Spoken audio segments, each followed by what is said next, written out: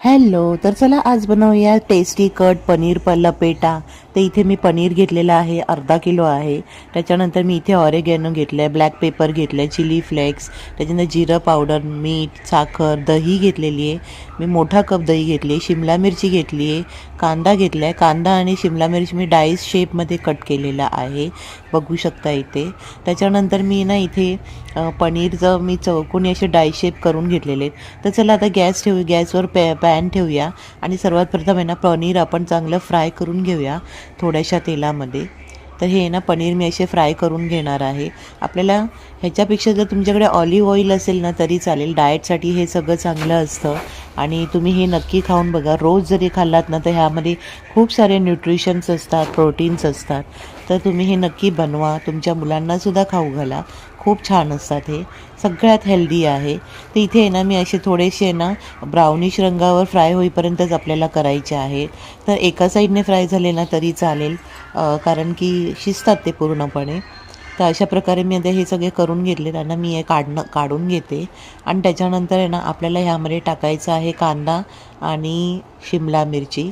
ते सगळं आपल्याला एकत्रच फ्राय करायचं आहे. तर ते पुढे तुम्हाला दाखवते मी.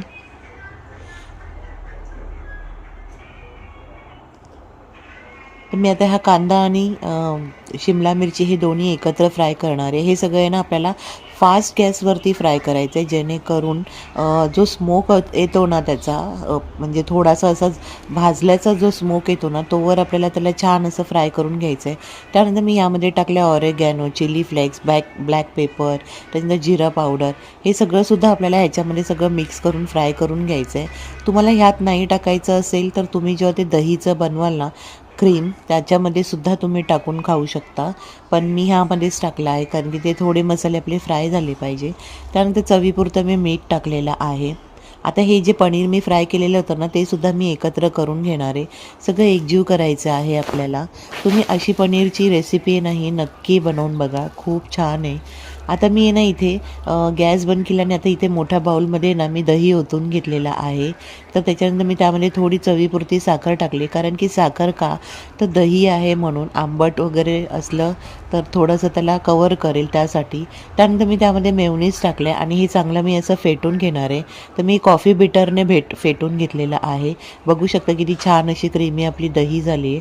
आता हे जे मिश्रण आहे ना पनीरचं जे आपण बनवलेलं ते आपण सगळं एकजीव करून घेणार आहोत दहीच्या क्रीममध्ये. तर इथे तुम्ही पाहू शकता. तर ही तुम्हाला कशी वाटली माझी रेसिपी नक्की सांगा. लाईक शेअर सबस्क्राईब नक्की करा. तर इथे बघा मी तुम्हाला सर्व करून दाखवते. बाय बाय आणि सर्वांना श्री स्वामी समर्थ.